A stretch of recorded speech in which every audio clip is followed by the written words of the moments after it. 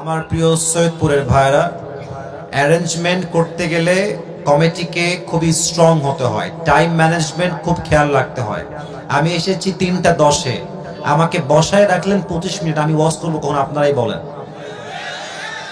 একটু পরে আসরের আজান দিবে, আর আমি যখন ওয়াজটা অল্প সময় করব বাধ্যতামূলক আজানের জন্য, নামাজের জন্য, অনেক লোক বলবে হুজুর এসে 1 ঘন্টা ওয়াজ করে না। আরে ভাই, আমি তো যে সময় আসছি 1.5 ঘন্টা ওয়াজ করা যায়।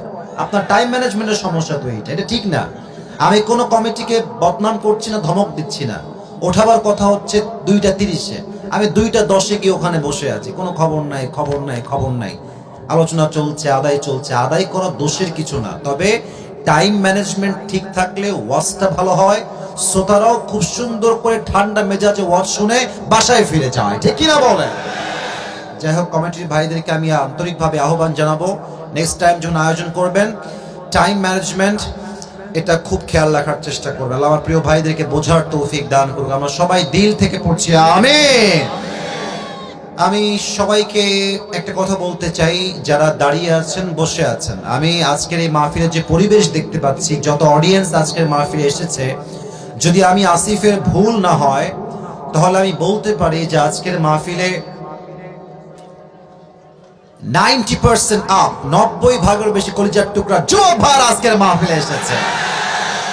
আল্লাহ যুবকদের সবাইকে ওমর ফারুক রাদিয়াল্লাহু তাআলা আনহুর মতো বীর সৈনিক হিসেবে কবুল করুন, সকলেই পড়ুন আমিন। যেহেতু আজকে টাইম ইজ টু শর্ট, খুবই অল্প সময়, এজন্য আমি আর ভূমিকায় কথা বাড়াতে চাই না, সোজা তাফসীরের দিকে ফিরে যেতে চাই। তবে একটা কথা শুরুতে না বলে পারছি না, বলেন তো সবাই, দেশটা কি পরাধীন না স্বাধীন? স্বাধীন দেশ পেয়ে আমরা সবাই খুশি না বেজার? আমরা আগে দেখেছি যে কোরআনের ময়দানে হক কথা বললে আমাদেরকে গালি দেওয়া হতো, রাজাকার, জঙ্গিবাদ, মৌলবাদ। তা আমি আসিফ আজকে সৈয়দপুরের মাটিতে এসেছি, আমার হক কথা বলার জন্য কোন বাপের বেটার বুকের যদি পাটা থাকে, একবার বলেন না আমাকে রাজাকার, আপনার পিঠের চামড়া একটাও থাকবে না আজকে। The time has totally changed now. সময়ের পরিবর্তন ঘটেছে। এখন আর বাতিল পক্ষ বাংলাদেশে আর টিকতে পারবে না যুবক ভাইরা। আপনারা দেখেছেন যে দেশের মানুষ ইসলামকে কত ভালোবাসে, তার প্রমাণ হচ্ছে 27 তারিখে ডিসেম্বরে আজহারি মাহফিলটা প্রমাণ করেছে যুবক ভাইরা। 10-15 লক্ষ মানুষ এক জায়গায় জমা হয়ে যাওয়া, it's not easy man, it's a big deal, it's really a big deal. এতটা সহজ নয়। এটা প্রমাণ করে এদেশের মানুষ ইসলামকে কলিজার থেকে ভালোবাসে সৈয়দপুরের ভাইরা। অতএব এই মাটিতে কিছু থাক আর না থাক, ইসলাম ছিল, আছে, থাকবে। যারা ইসলামকে দমন করতে চাইবে তাদের 14 গোষ্ঠীর বংশ হয়ে যাবে, ঠিক কিনা? আল্লামা দেলোয়ার হোসেন সাঈদী হুজুর বলতেন, আল্লাহ ওনাকে জান্নাতুল ফেরদাউসের উঁচু মাকাম নসিব করুক। সবাই পড়ুন আমিন। উনি বলতেন যে যারা আমাদেরকে মৌলবাদী বলে গালি দাও, আমরা মোটেও রাগ করি না। কারণ হচ্ছে মৌল, I repeat again, মৌল এই শব্দ আসছে মূল থেকে। আমার ভাই সঠিক ধরে ফেলেছেন, মূল থেকে। মূল মানে হচ্ছে আল্লাহ, মূল মানে হচ্ছে হিজ লাস্ট মেসেঞ্জার মুহাম্মদ সাল্লাল্লাহু আলাইহি ওয়াসাল্লাম, মূল মানে কোরআন, মূল মানে হাদিস। তো যারা আমাদেরকে মৌলবাদী বলে গালি দাও, তারা হচ্ছে সব আগাবাদী। এবার সৈয়দপুরের ভাইয়ারা, if you understand the point, যদি পয়েন্টটা বোঝেন আমাকে বলেন তো গাছের আগায় শক্তি বেশি না গোড়ায় শক্তি বেশি?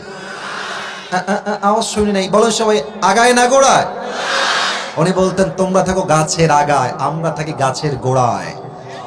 বাড়াবাড়ি বেশি কইরো না, জুলুমবাজি কইরো না, জুলুমের রাজনীতি কইরো না।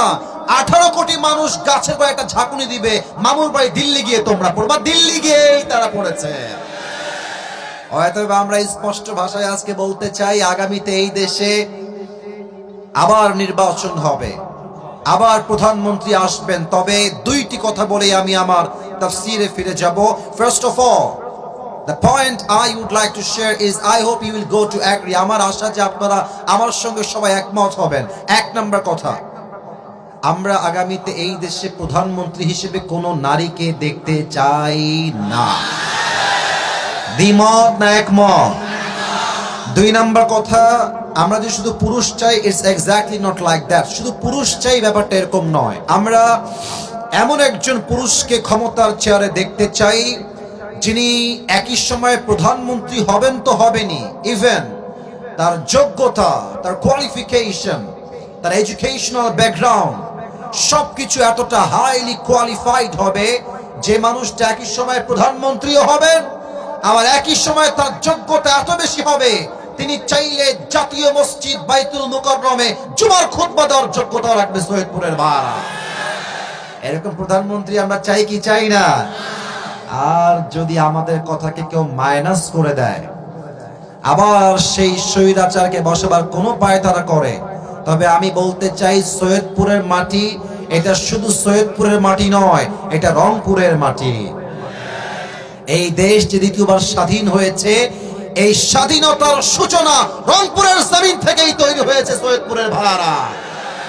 অতএব আমি স্পষ্ট রিমাইন্ডার দিতে চাই, স্মরণ করাতে চাই, যদি আগামীতে কোন জালেম স্বৈরাচারকে দেশের ক্ষমতার চেয়ারে কেউ বসাবার পায়তারা করে, আমি স্পষ্ট ভাষায় হাজার হাজার যুবকদেরকে সামনে নিয়ে বলতে চাই, আগামীতে স্বৈরাচার যদি আবার ক্ষমতার মসনদ দখল করে, সে স্বৈরাচারকে নামাবার জন্য এই সৈয়দপুরের জমিন থেকে একটা যুবক নয়, হাজার হাজার যুবক বুকের তাজা রক্ত দিয়ে শহীদ হওয়ার রাস্তায় নামতে বাধ্য হবে। হাত তুলে বলো সবাই, ঠিক কিনা?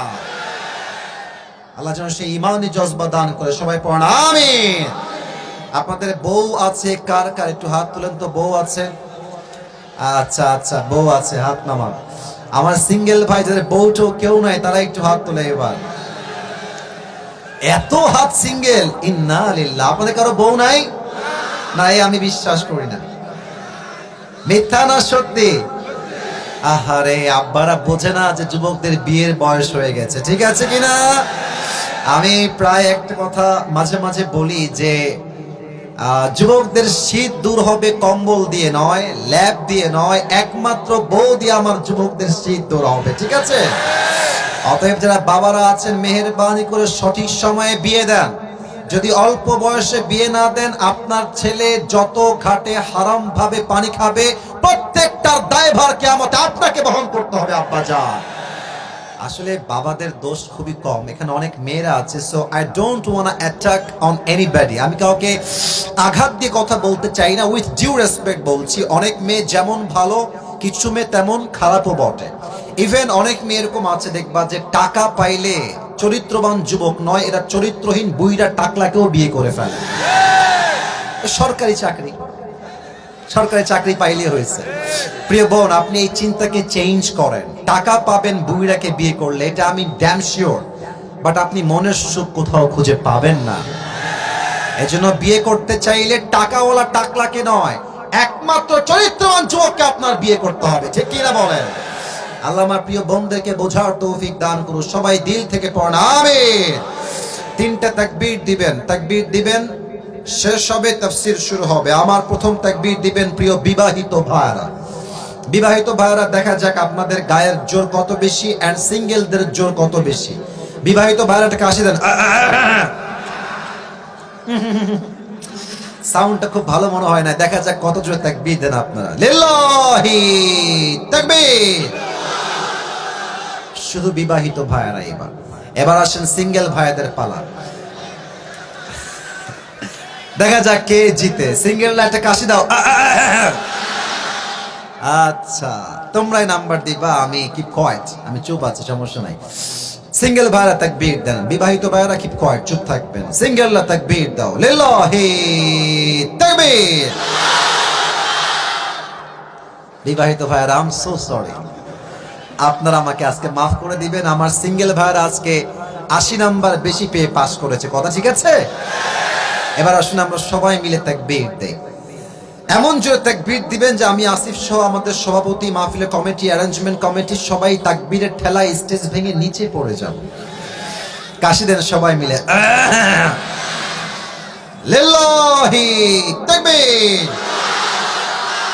আল কোরআনের আলো, আল হাদিসের